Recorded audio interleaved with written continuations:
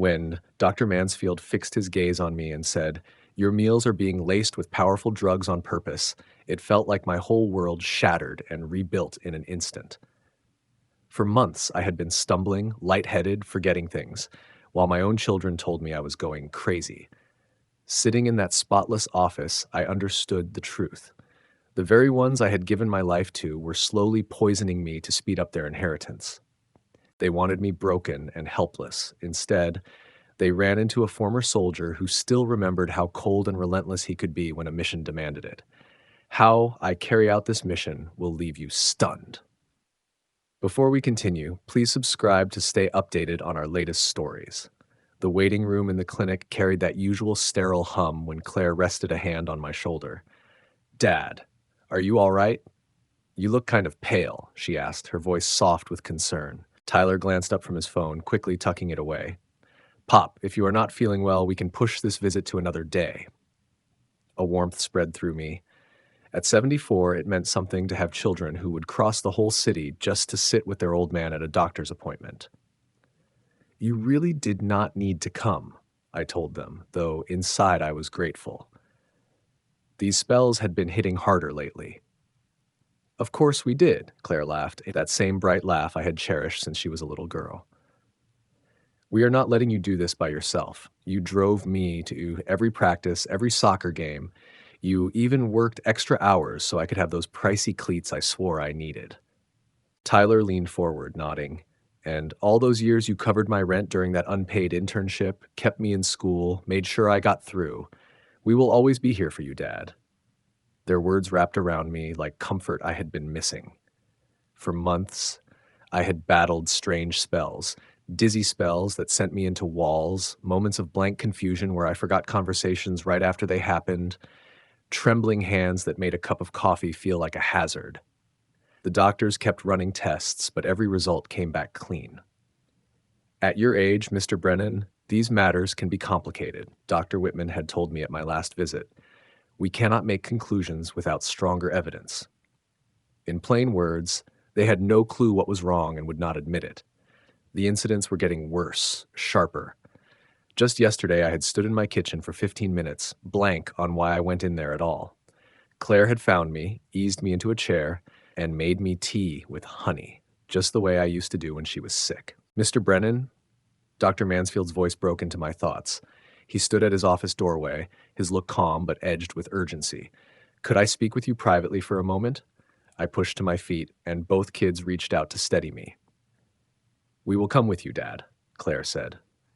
Dr. Mansfield shook his head firmly. "I am sorry, but I need to see him alone first. It will only take a few minutes." The short walk to his office felt like a mile, my legs unsteady. He closed the door carefully, then faced me with the same look I remembered from military briefings, when news was about to change everything. He leaned forward, dropping his voice to a whisper. "Mr. Brennan, I need you to pay close attention. Your blood results show strong traces of benzodiazepine and other sedatives, high levels, but you are not prescribed any of these medications." I clenched the arms of the chair. "What exactly are you saying?"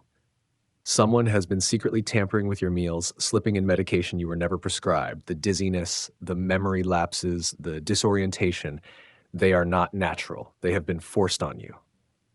He paused, letting the words settle. "Mr. Brennan, someone has been deliberately lacing your food with sedatives." The room tilted for a moment, and I gripped the chair to steady myself. "Doctor, that cannot be right. I live with my kids. Claire handles nearly all the cooking. She is so attentive, always making sure I eat well, and if she is busy with work, Tyler jumps in. They look after everything." Dr. Mansfield's face stayed serious. "I know this is difficult to accept, but the tests are clear. The medications we found match what we see when someone is being given sedatives on purpose. The levels are too high, too steady, for this to be an accident." My old military habits kicked in. Study the evidence, challenge assumptions, but never dismiss intelligence just because it is uncomfortable. "You are absolutely sure? No possibility of mix-ups in the lab? No contamination in the samples?" We triple-checked. 3 separate labs. "Mr. Brennan, the only way this pattern shows up is if someone with regular access to your food is adding it deliberately." He leaned back, watching me carefully. I know it is painful to even think about, especially when it involves people close to you. My thoughts raced over the last few months. Claire's soups on the nights I felt sick. Tyler carrying coffee up to me on weekend mornings.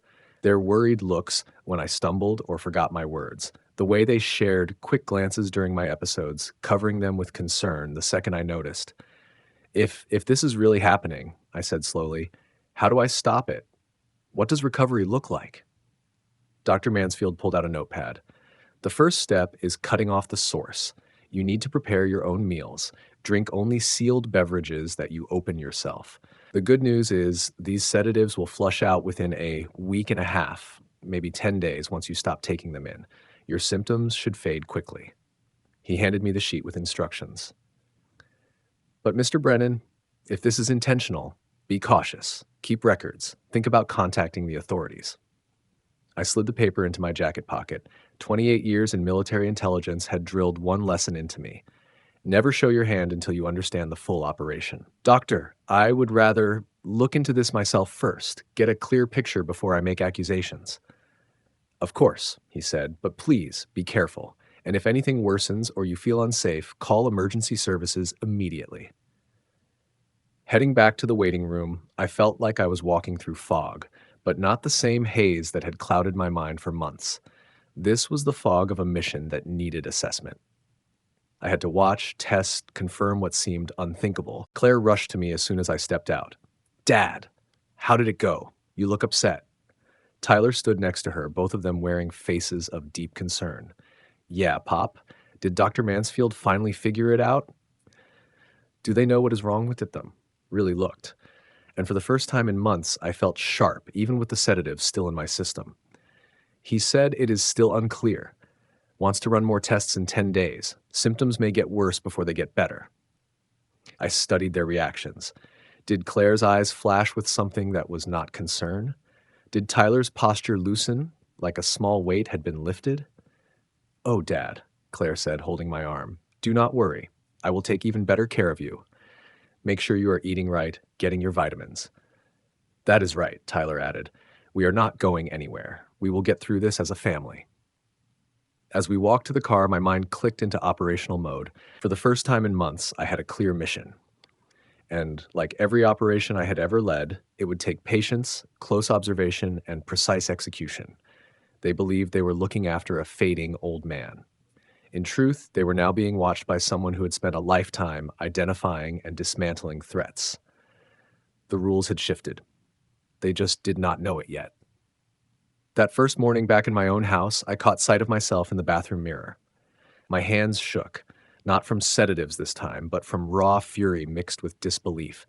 How do you even process the thought that your own children are quietly slipping medication into your food? The oatmeal Claire set down looked harmless, the same as always. Simple, wholesome. Extra blueberries today, Dad. They are great for memory, she said with the same warm smile that had tricked me for months. Thanks, sweetheart. The words felt bitter as I forced them out. I ate a few spoonfuls under her watchful eye, praising her cooking. The second she left the room, I rushed into the bathroom and made myself throw it up. Hardly the kind of precise tactics I had been trained for, but when you are desperate, you improvise. The coffee was trickier. Tyler liked to sit with me while I drank it, chatting about work, asking casual questions. I had to act creative, spill some by accident, claim I was already full, save half for later. He seemed satisfied that I was sipping slowly. Of course he was. My first sweep of the house was a disaster. Nerves got the best of me, and I barely got through Claire's dresser drawers before hearing her car in the driveway. My heart pounded like I was back in basic training, stumbling through a night drill. Some intelligence officer I was proving to be. It took 3 more days before I found the evidence, hidden in her bathroom. I had knocked over a bottle of moisturizer, and when it rolled behind the cabinet, I spotted a prescription tucked away. Rita Coleman. I had never heard the name, but the label hit me like a punch. Lorazepam. Medication for anxiety, easy to crush, easy to stir into food. Tyler's room held something worse. Research notes. Articles printed and marked up, inheritance laws highlighted, scribbled reminders about proving mental incompetence. My own son, the one I put through business school, the one who used to call me for advice on everything. He was studying how to take my life apart legally. But what I overheard one night nearly broke me. I had gone upstairs early, pretending to be worn out, just another act in my daily performance. At the top of the stairs, something made me pause. Maybe instinct, maybe paranoia. I crouched down, straining to hear their voices from the living room below. "I am so sick of this charade," Claire snapped, her voice sharp with venom. That tone did not belong to the little girl who once fell asleep on my chest during movie nights. "I know." And the way he stares at us with those grateful eyes every time we hand him a plate makes me want to puke. Tyler laughed, cold and foreign. My grip on the banister hair kept me from collapsing right there. These were my children. Mine. 4 months, Claire went on. The lawyer said we need 4 months of steady decline before we can file. Honestly, I do not think I can keep up this act that long. The doses are hitting him harder now, Tyler replied. Did you see him yesterday, searching for his glasses when they were sitting right on his head?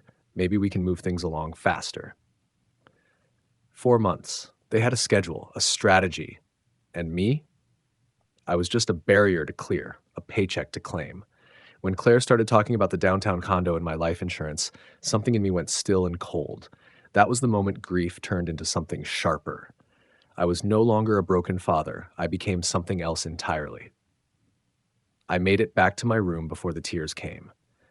28 years of service in the military, and I sat on my bed weeping like an old man who had lost everything. I had not cried like that since burying my wife 12 years ago.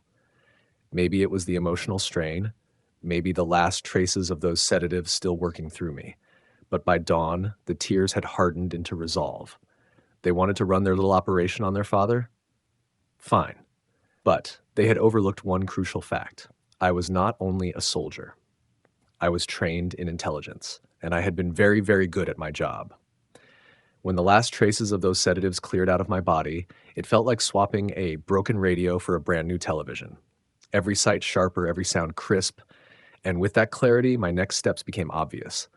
But pure rage without proof, that was useless. I needed evidence that would stand up in a courtroom, something that could tear down their scheme brick by brick. This was not about shouting or confronting them at the dinner table. It was about dismantling their plan with precision. The first move I made was to collect samples. Every plate of food they placed in front of me, every cup of coffee, every so-called vitamin smoothie, Claire insisted would help me heal. I would swallow just enough to keep them calm, then quietly set aside portions in small containers I had picked up on a trip to the pharmacy. Each one felt like a bullet in a rifle, ammunition I would need for the war they had unknowingly started. Dr. Mansfield sounded hesitant when I called. "Mr. Brennan, I understand, but testing food for criminal cases is not exactly standard procedure." "Doctor," I cut in, steady and firm, the way I used to brief my men before missions, "someone is deliberately tampering with what I eat in my own home. I need evidence that is official, that will hold up in front of a judge. No speculation, no guesswork, solid proof." There was silence on the line, stretched tight as a tripwire. When he finally answered, his voice had lost its hesitation. "If these results come back the way I expect, law enforcement will need to be involved immediately." "Soon, doctor, but not yet. First, I need every piece of this puzzle in place." I felt like a sniper adjusting his scope. Patience mattered more than speed. Next, I needed backup. Not from the police, not from agencies with paperwork and red tape. I needed the kind of men who had bled with me in places most people could not find on a map. I called Eddie Knox first, my old sergeant major. He answered before the second ring. "Brennan, you old bastard." His laugh was like hearing home again after years away. "What mess did you drag yourself into now?" My throat tightened, maybe the last of those sedatives messing with me, maybe just the weight of betrayal. "The kind of mess where blood ties stop meaning anything, Eddie. I need help, surveillance, evidence. Off the record." The line went silent. I knew that silence. That was Eddie calculating, weighing threat levels the same way he used to before we kicked down doors overseas. When he finally spoke, his voice carried the same iron I remembered. "What do you need?" "Eyes on the house when I am not there. Someone who can document everything without being noticed, and someone who can make sure nothing disappears if things turn bad." "Done." He did not ask why. He did not need to. Karl Voss lives 45 minutes from you. Retired, restless, itching for something to do. He will jump on this. The second call was to Danny Park, our old comm specialist. I laid out what I needed: cameras, recording gear, equipment that left no paper trail. How deep does this go? Danny asked, his tone heavy. He had seen too many missions spiral out of control not to question it. Life or death deep. The words burned as I said them, admitting just how far things had gone. Jesus, Brennan. He let out a sharp breath. I will have a package on your doorstep tomorrow, clean, no trace.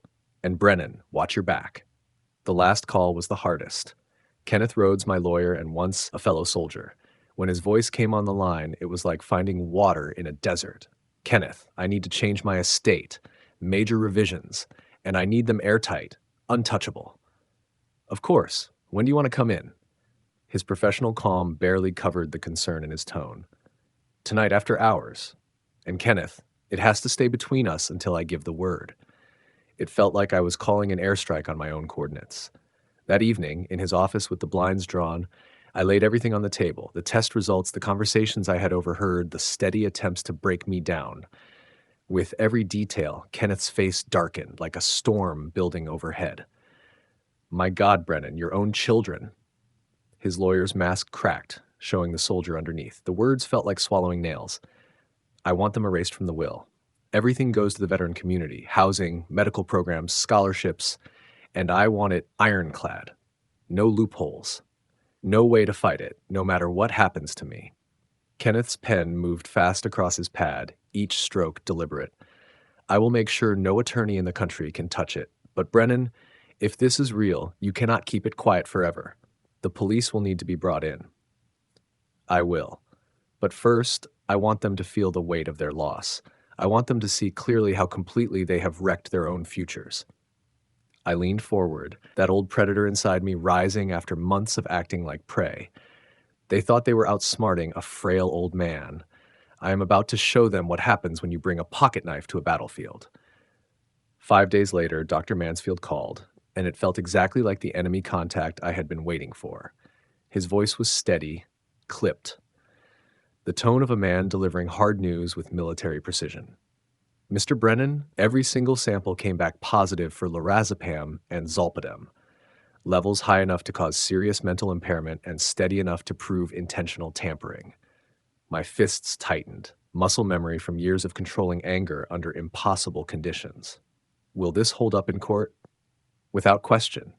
The chain of custody is clean, the lab's certified, and the evidence is airtight.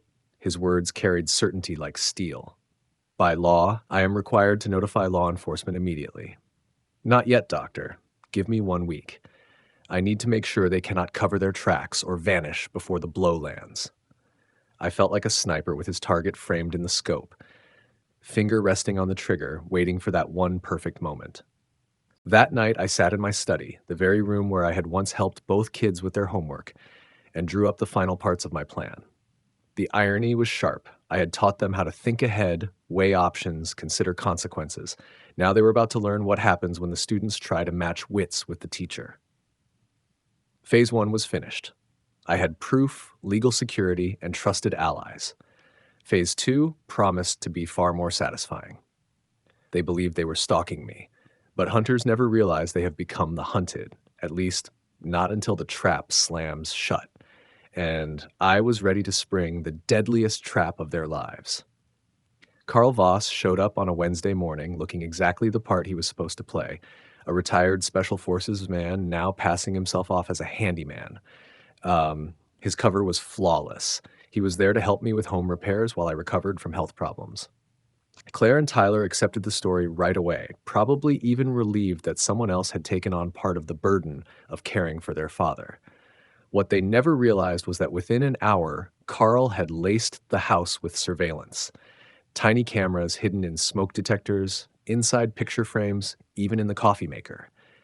Every room except the bathrooms was now under constant watch, with the feeds going straight to a secure server Kenneth was monitoring from his office. Your kids are sloppy, Karl whispered while we pretended to check the kitchen cabinets. The girl doesn't even bother hiding it. Yesterday, she crushed up pills right there on the counter and stirred them into your soup like she was adding salt. The words landed like a physical strike. In combat, you expect the enemy to try and kill you. But watching your own daughter poison food with the same practiced care she once used to frost your birthday cakes, that was a wound no battlefield could prepare you for. My phone buzzed with a text from an unknown number. Package confirmed, all documentation secure, ready for next phase. T. Danny's equipment had arrived, and every moment in that house was now being recorded and stored in multiple safe locations. Later that afternoon, Claire brought me her usual healing smoothie, a blend she swore would help my memory and balance. She stood by, watching intently as I raised the glass to my lips, her eyes locked on me in a way that made my skin crawl. "This one tastes different," I said, lowering the glass a little, "sweeter than the others." Her smile was pleasant, but her eyes stayed cold. "I added honey. You've seemed so tired lately. I thought the natural sugar would give you a boost." What she had really added, Carl's footage showed, was a double dose of crushed zolpidem. "You're so thoughtful," I replied, pretending to take another sip. We were both lying through our teeth like actors reading from a script neither of us wanted to admit existed. "I don't know what I'd do without you." "Don't worry, Dad. I'll always take care of you." Her words dripped with sweetness, but the look in her eyes was all calculation, like a predator sizing up its prey. That evening, Tyler suggested a movie night the way we used to do when they were kids. He chose Heat, a choice I couldn't help but notice, probably his idea of a private joke. While he thought I was slowly unraveling under the weight of their plan, I was recording every minute through Danny's hidden devices. "You know, Pop," Tyler said during a particularly violent scene. "Life's strange. Sometimes the ones you trust the most are the ones who stab you in the back." I studied him, and what I saw wasn't my son anymore, just a stranger wearing his face. "That's true," I answered quietly. "But betrayal has a way of circling back. People who think they're clever usually end up learning they weren't as smart as they thought." For a brief second, something shifted in his eyes. Maybe doubt, maybe fear, but he buried it quickly under that same mask of false concern. By Monday, I had evidence strong enough to put both of them away for attempted murder. But that wasn't enough. Not yet. They had been patient, running a long con on my life. Now it was their turn to feel what it meant to lose slowly, piece by piece. I started small. The Wi-Fi stopped working, forcing them to burn through data on their phones. The hot water heater developed an issue that Carl was conveniently struggling to diagnose.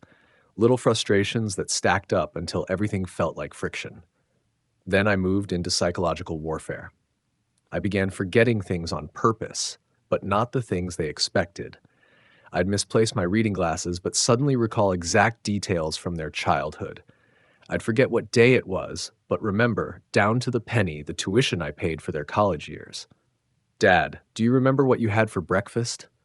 Claire asked one morning. Her voice dipped in that fake, caring, patronizing tone. "Toast with marmalade," I answered smoothly, though she had given me oatmeal. Then I smiled faintly. "But it reminded me of when you were 9 and you brought me breakfast in bed for Father's Day. Burned pancakes. You were so proud of them." I let myself chuckle at the memory, then let the smile fade, putting on a look of uncertainty. Or was that Tyler? My memory isn't what it used to be. I studied her face closely. For just an instant, something real slipped through. Maybe guilt, maybe even a trace of the girl who once loved her father. But it vanished almost as quickly as it appeared, replaced by tight irritation. The unpredictability of my condition was bothering her more than any steady decline would have. Later that night, their voices drifted up from the living room. Low at first, but sharp enough for me to catch every word. "This isn't happening fast enough," Claire snapped. "We need to raise the doses again. What if we go too far? What if something permanent happens?" Tyler sounded nervous. His tone, breaking the way it had when he was a teenager, caught sneaking out after curfew. Would that really be such a tragedy? Claire's voice carried a cold edge. "No more waiting, no more pretending. Problem solved, and we can finally move on with our lives." My grip on the stair railing tightened until my knuckles turned white. They weren't just trying to weaken me anymore.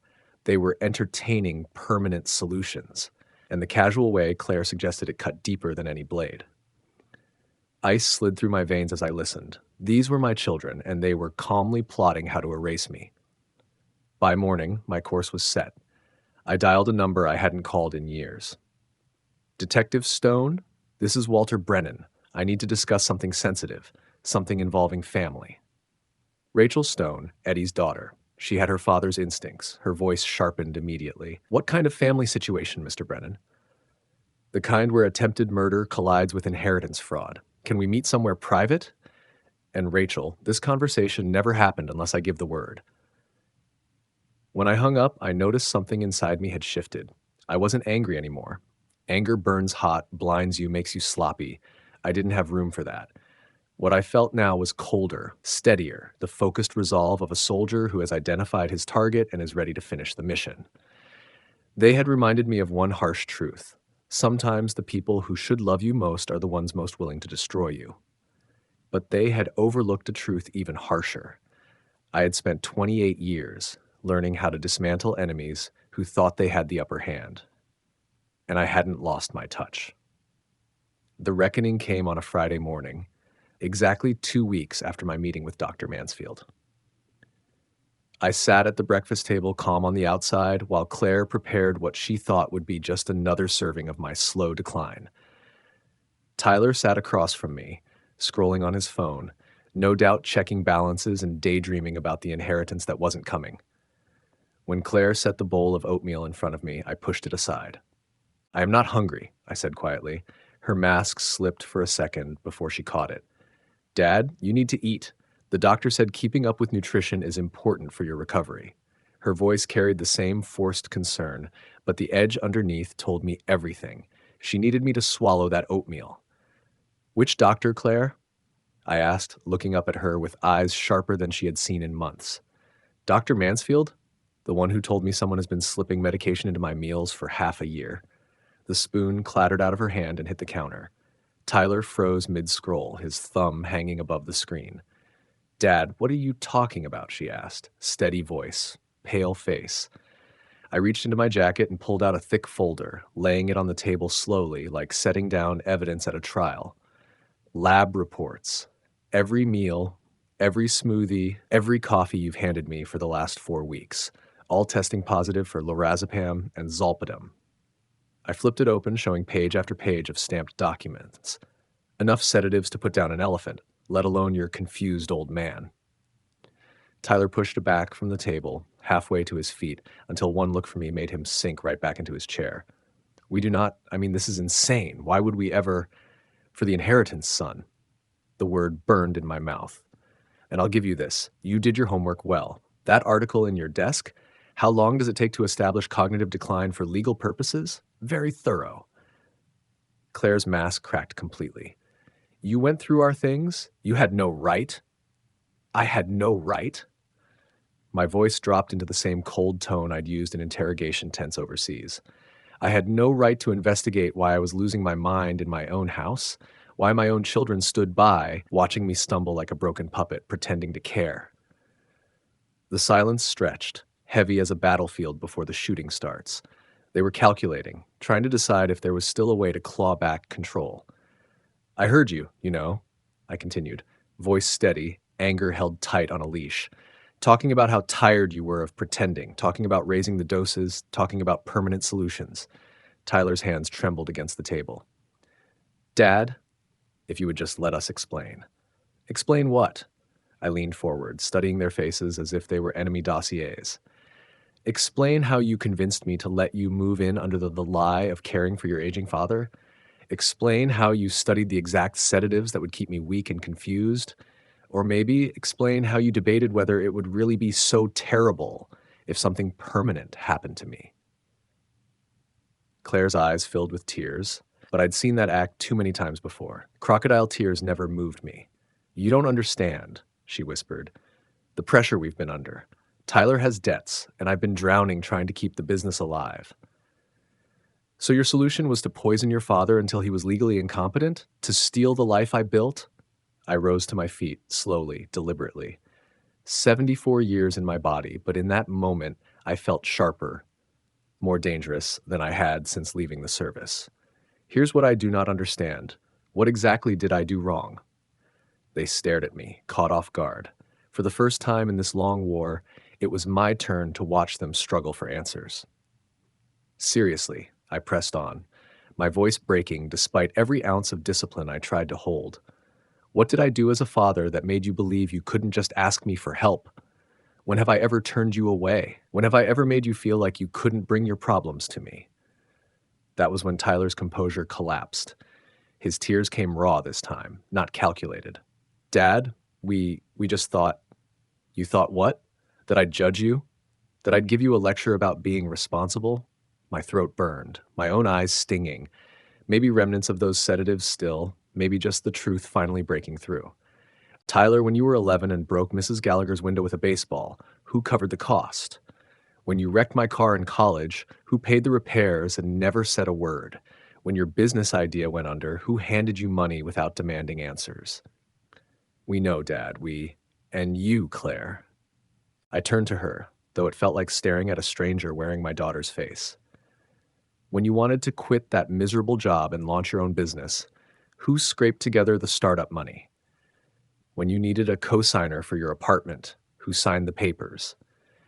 When you called me in tears because that man betrayed you, who drove 4 hours just to sit with you, bring you ice cream, and let you cry until you fell asleep? She couldn't meet my eyes. Her voice came small, almost childlike. Daddy, we never meant for it to go this far. We just needed. You needed what? More money? All you had to do was ask? Love? You already had every ounce of it I could give. Respect? I've been proud of both of you every single day, even when you failed. My voice rose sharper than it had been in years. 28 years of iron discipline splintering. So explain to me, what did I do that made you think the answer was to slowly poison your father into incompetence so you could strip away everything he worked for? The kitchen went dead quiet, except for Tyler's quiet sobbing. Claire stared down at her trembling hands, tears dripping onto the table. She began, then faltered. We thought it would be easier than what? Than telling the truth? Than treating me like a man instead of an obstacle? Than disappointing you again, Tyler whispered, so faint it nearly vanished under his tears. Something tore inside my chest then, not fury, not hate, but something heavier. The grief of a father realizing that his love hadn't been enough. Son, I said softly, the only way you could ever disappoint me is by proving you thought so little of me, and so little of yourselves that you chose betrayal over honesty, that you chose this. That was when the sound of engines filled the driveway. Car doors slammed, heavy footsteps on the porch. I looked at them. My children, my poisoners, the two people I had loved more than life itself, and felt something cold settle deep inside me, final and unshakable. That will be Detective Stone and her team, I said evenly. I called them this morning. They have everything, the lab work, the recordings, the footage of you preparing my food. I rose from the table as the doorbell rang, followed by urgent pounding. I wanted to ask you that question first. I needed to know what I had done wrong before they took you away. The pounding grew louder. Police! Open the door! Claire's face twisted, caught between desperation and fury. Dad, please, you can't do this. We're your children.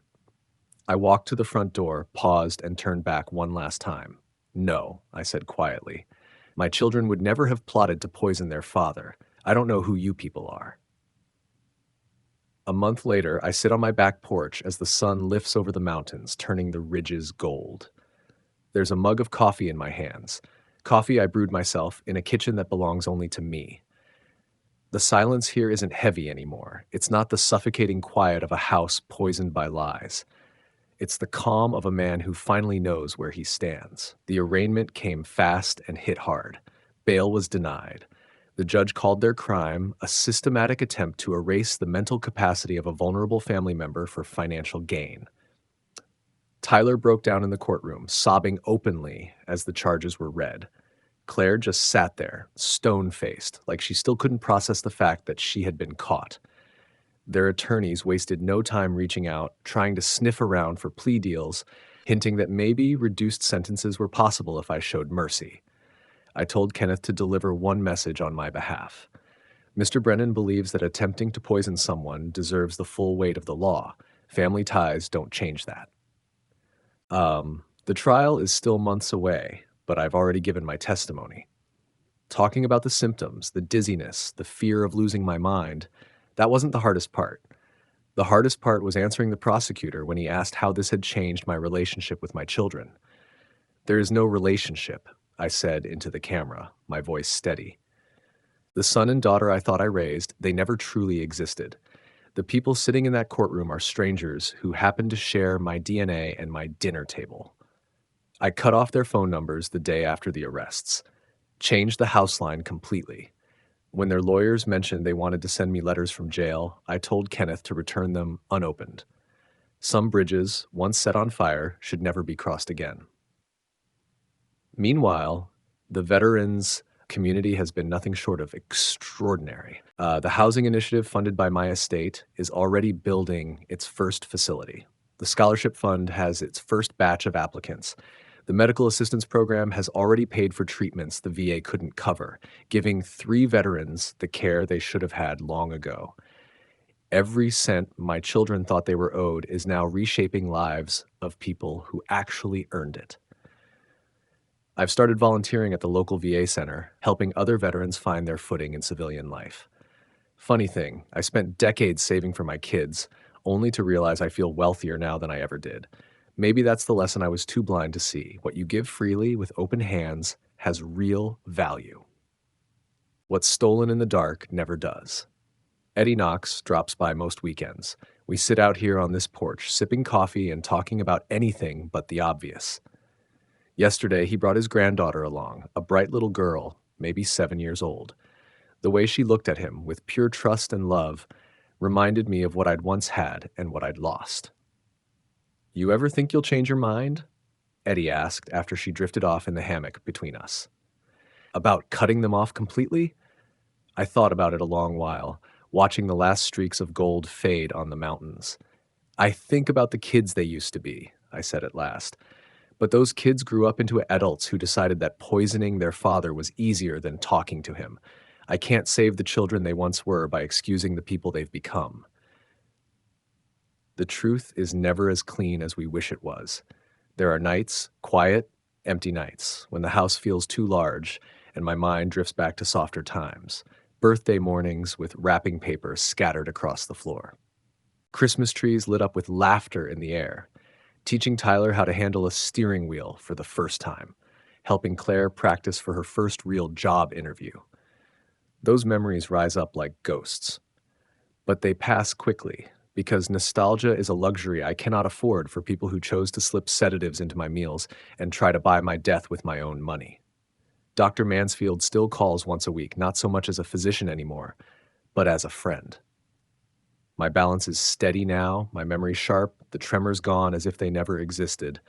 The body heals fast when it is not under attack, especially when the attack is coming from the very people who should have been your shield. Carl Voss finished the new security system yesterday. "Just in case," he said, though both of us knew it was more for my peace of mind than for any real threat. My children sit in jail awaiting trial, abandoned even by the handful of friends they once had. Still, the cameras, the alarms, the reinforced locks, they give me calm. And after what I've lived through, calm is worth more than gold. Life feels different now, stripped down to its essentials. I cook my own food, brew my own coffee, and make decisions without second-guessing if my judgment has been tampered with. I've rediscovered the simple dignity of trusting my own mind. If I misplace my keys these days, it's just human forgetfulness, not a sign of someone quietly stealing my sanity. The lesson I've carried out of this isn't wrapped up in tidy words like trust or forgiveness. It's harsher than that. Some people will take everything you're willing to hand them, and then they'll find a way to take more. The only safeguard you have is the strength to cut them off completely when they cross a line that should never be crossed. My children taught me something I wish I had learned sooner, that love without boundaries isn't really love. It's enabling. And enabling, taken far enough, is nothing more than helping in your own destruction. I miss the kids they used to be. I'll probably always miss them, but I do not miss the adults they turned into, and I've finally accepted that those are not the same people. The sun climbs higher, washing the mountains from gold into their ordinary blue. I drain the last of my coffee and step back into my house. It's quiet, it's safe, and it's mine. Every choice belongs to me, every meal is my own, and every soul I let into my life has earned their place. It's a good life. Not the one I thought I'd have, but the one I chose the moment I learned the difference between being alone and being free.